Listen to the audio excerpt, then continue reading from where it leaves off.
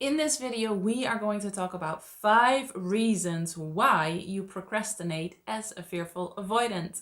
I am Pauline and I am so happy you are here because procrastination is definitely a characteristic of the fearful avoidant attachment style. You might not know that, which means that when you heal this attachment style, this procrastination thing that is getting in the way of your life, it will at least get a lot less, and maybe it might just disappear. It's possible. It's possible. So, the first reason is you are afraid to fail and not to succeed. This might be an obvious one. I think a lot of people link procrastination to the fear of failure. But for the fearful avoidance specifically, what underlies this usually is the fear to be dumb or to be perceived as dumb or to be found out as dumb. So not succeeding in what you set out to do, there's a fear that that would make you look dumb. So that puts a lot of pressure on you because then you have to succeed because being dumb equals being rejected. And a lot of fearful avoidants have experienced in their childhood that being dumb is you shouldn't be them, and you get rejected or laughed at when you do appear to be dumb. So you put this pressure on yourself that you absolutely have to succeed. You cannot fail. The second reason is you are afraid to make a mistake, which is a little bit different than the fear of failure. The fear of failure is not succeeding in what you set out to do. And the fear of making a mistake is that you start doing things and then all of a sudden, out of nowhere, you make a mistake. And making a mistake is a big trigger for fearful avoidance in any area of your life, whether it's in relationships, work, anything you do, anything you break in the house. Making a mistake is something a lot of fearful avoidance associate with being yelled at, being abused in a way. So you do everything in your power to not make a mistake. That's so logical. That's so natural.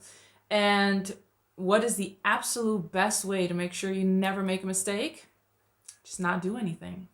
If you don't do anything, you can't make a mistake. But the thing is, not doing anything will keep you from living life, essentially. And it might lead to regret later on. And you always will keep this fear of messing up, of doing something wrong.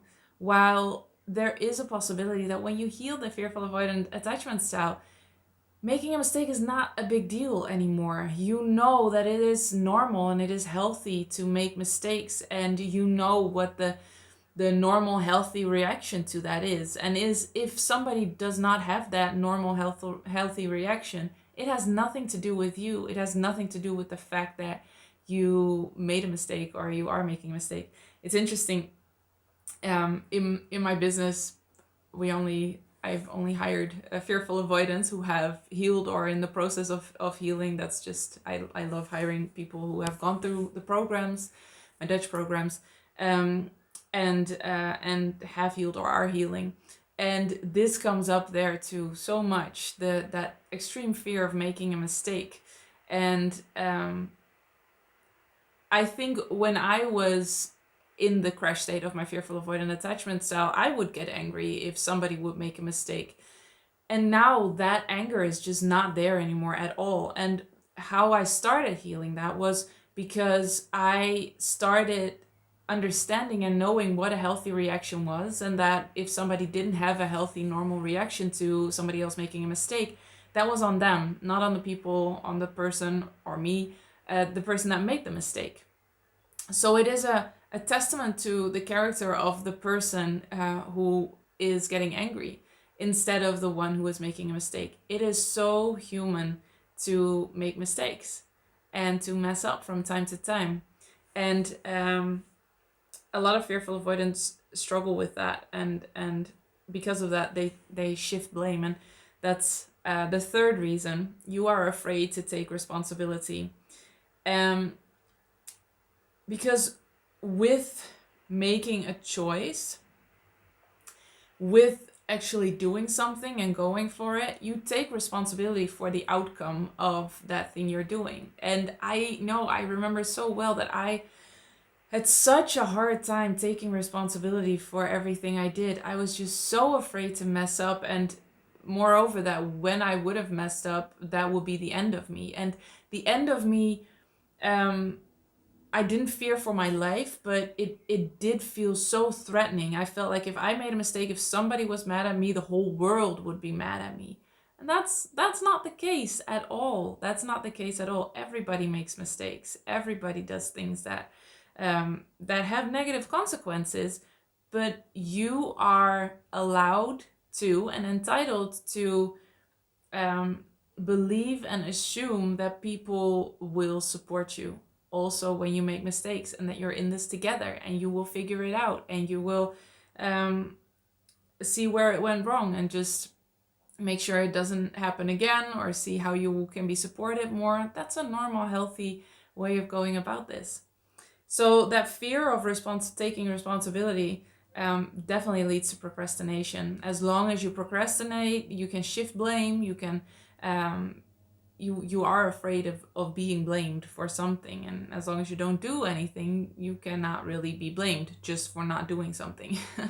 But that, to a fearful avoidance, seems less threatening than being blamed for something you did do and maybe made a mistake in. The fourth reason is the fear of missing something. So not seeing the whole picture. And I noticed this in a lot of fearful avoidance, that they just want to know for absolutely sure that they know everything before they even start. While in real life, it is most of the time it is the case that you just start doing things and then things get clearer along the way. You can't know everything before you start. And fearful avoidants definitely have this tendency to want to have an overview of everything and to know absolutely everything before they start.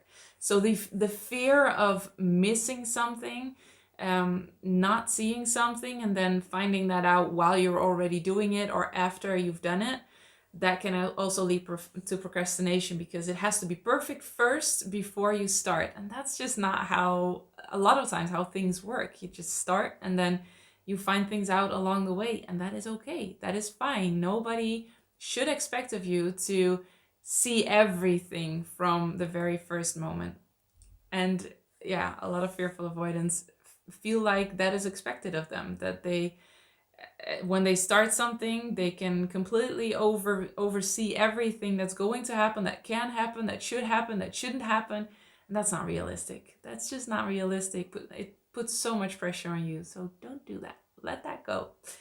And the fifth one is the fear of being seen. So this kind of ties into the fear of taking responsibility, but for a fearful avoidant, it could have been that in your childhood, it was actually scary to be seen, to stand for something, to let your voice be heard. And in a way, any project that you do, anything that you procrastinate on, is letting yourself be seen, is putting yourself out there, it's being vulnerable. And that's hard for fearful avoidance, because it could be that was actually physically threatening when you were younger. It was so much safer to hide, to not be there, to not be seen, because if you can't be seen, if you're hiding, then you're safe, then you won't be in physical or verbally abusive emotional danger.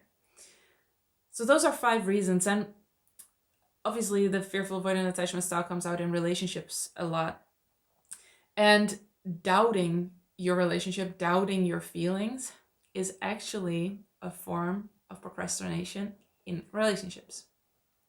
So doubting is actually a form of procrastination in relationships. You want to know for absolutely certain that this is the one. You want to not miss anything. You want to know 100% sure, so that you don't make a mistake, so that you don't have to hurt somebody down the line, and so that you actually not really have to be seen, because as long as you have doubts about the relationship, as long as you're not really fully going for it, you don't have to be vulnerable. You don't really have to show yourself. So in a way, doubting your relationship, doubting your feelings is hiding and is procrastination. And really choosing it, going for it, means taking responsibility for your own behavior and for your own actions. And that's just really scary for a lot of fearful avoidance, which then can lead to doubts. So interesting, no? Doubts can be procrastinate or are procrastination in relationships. Can be, because there are different causes. I've made a video on that too. It's on my channel.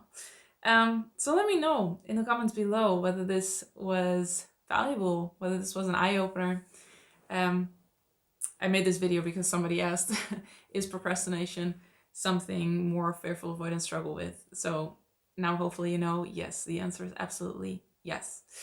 We will actually dive into this in an online program. There will be a specific mini course, a pathway on procrastination, from procrastination to easily and peacefully taking inspired action, I think it's called. Because it's so possible to just take inspired action, which means you actually want to do something and it just flows. It's just easy and effortless. And oh, that's so freeing. It's so freeing to work that way, whatever the work or the project is.